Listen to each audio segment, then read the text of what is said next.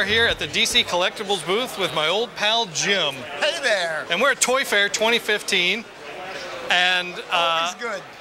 If I could have just made a beeline when they opened the door here, because this is what I want to look at. Well, it would have been a really good beeline if you could have driven in on this. That is true. Tell us about what is behind us. Well, glad you asked. That didn't look too stilted, did it? No, okay. So, Dan drove all the way here just to see this Batmobile for Toy Fair. And why is it so exciting? Not just going to fit 2 figures, but also lights up in the front, the cockpit, and then around the back.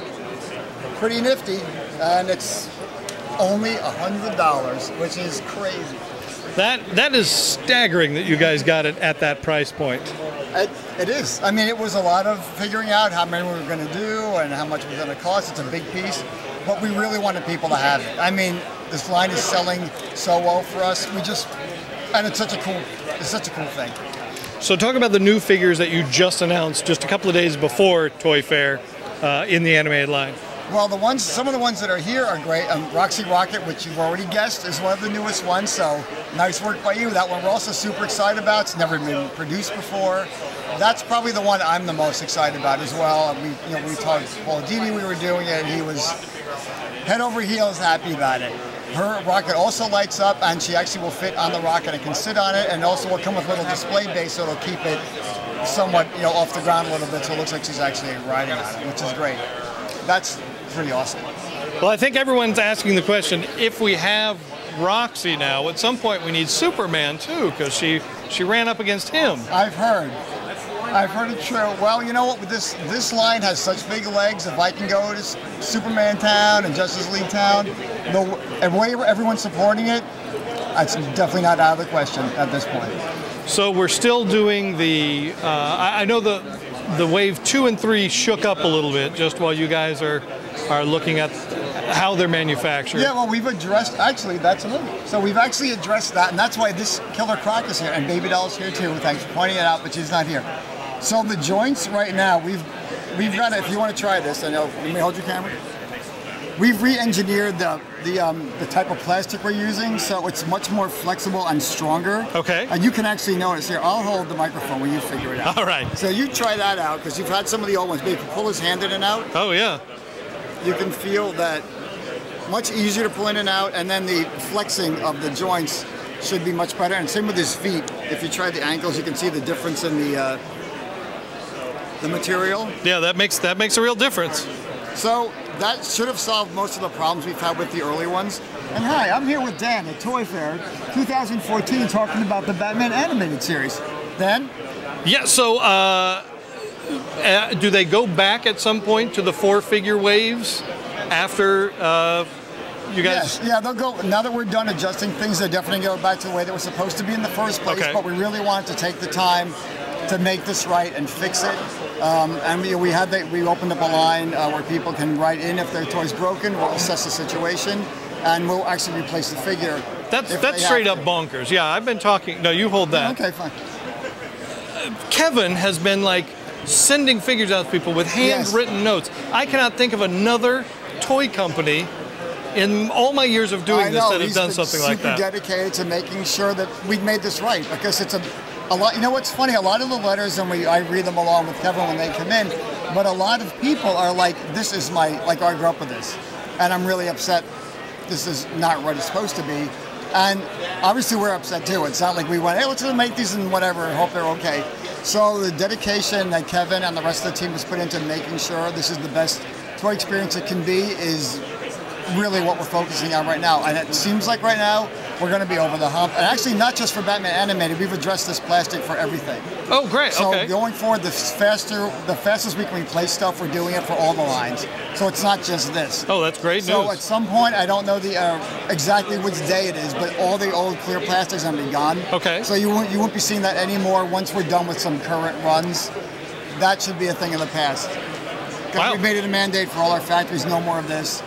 Use this plastic, and that should have fixed a lot of things. So we're pretty excited about that, and just really excited we can actually fix this problem. So So talk about the new 6-inch line you announced, the DC Icons. Well, hey, it's right next door, but looks like there's someone else in the way. That's all right. We can talk about it. We'll get to that.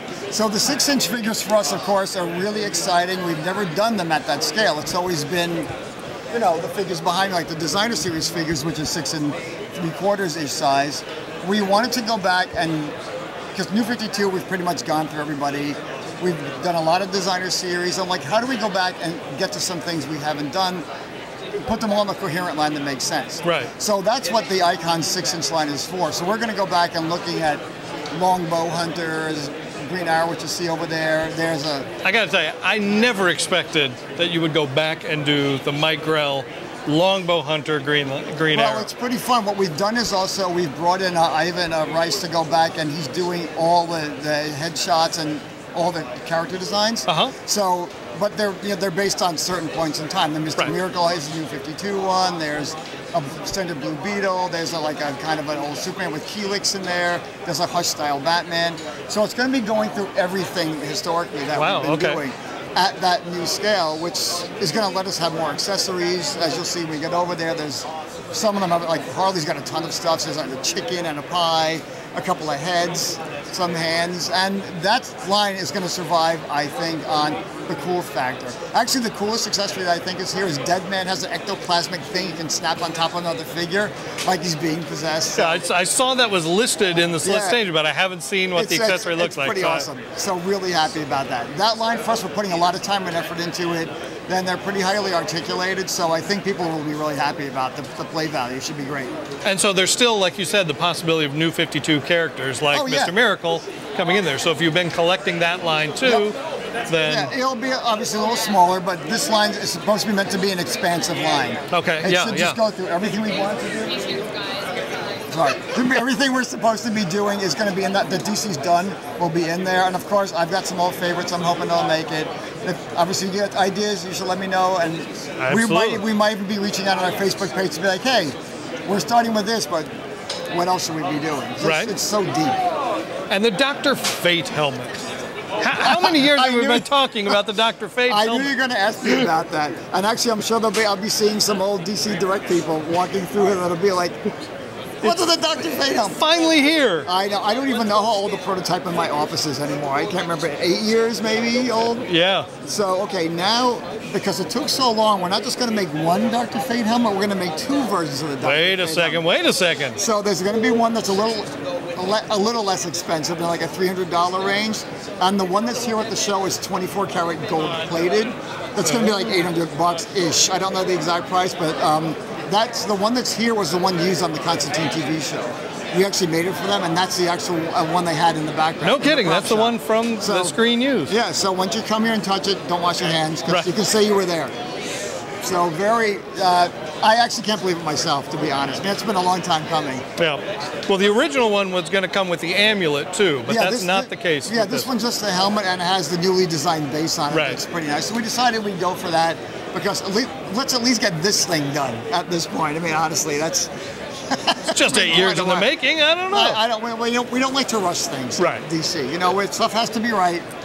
Yep, and new bombshells. More new bombshells. The newest one's the Joker and Harley. Yep. His statue, which is just the first twofer. The first twofer and the first guy. That's in the line, and riffing off the old famous World War II kind of welcome home shot was great. We went back and forth a lot between putting Joker in the nurse outfit, and we're like, oh wait, that's kind of already been done. Right. Yeah. So we put Harley in the nurse outfit and kind of reverse the roles, and still think it's really fun. There's also a Catwoman here for that line, and the Batwoman is here as well. I think for the first time being seen for real. Right. Which just looks great. I mean, working with Ant on that project has been fantastic, and the sculpts are all really nice. Yeah.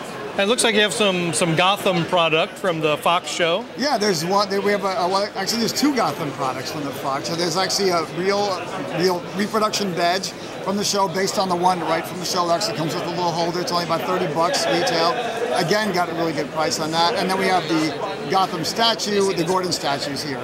We're still working on the head a little bit, but it's showing people what we're going to be doing. It's going to be the same scale and size as the Arrow statue that we did. a flash statue, and the whole TV series is going to be in scale with the movie figures line, which are all around that same height. So that's going to be our ongoing kind of real TV movie size. And you're also, speaking of Arrow, you're expanding that action figure line as well. I had so many people that were like, Diggle and Felicity, oh my God. Really? But they're excited about it. Yeah, I'm sure excited. that's scary for you guys, just putting out civilians. Well, because, you don't know. I mean, people in close. But you know what? Looking at the way the figures have been moving, I mean, and they're popular enough on the show, I think they'll be fine. Yeah. Well, when I posted the pictures of them, I was shocked. Like the comments were Felicity with like 6 exclamation points after. It's like people are really excited about that. Great. And so for you guys to take a swing at that, I think it's great because they are part of the team. Well, and that's one of the things Collectibles is really neat that we can do because we can move quickly. We're right there. Jeff's right in the office.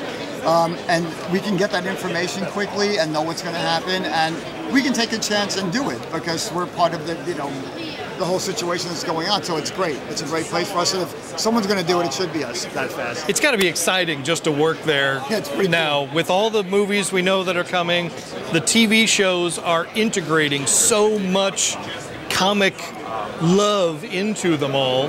The cookies they're dropping in and everything. It's amazing. Crazy. Yeah. Crazy. Plus, publishing is kind of shaking up again and opening the whole universe back up to you guys. Yeah, which is actually interestingly timed with this Icons line. Right. Yes.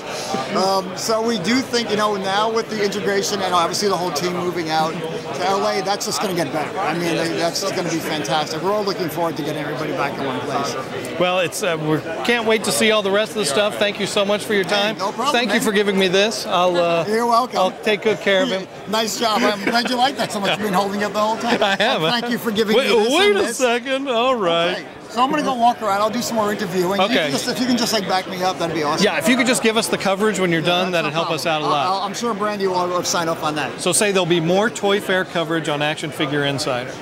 There'll be more toy coverage on Action Figure Insider.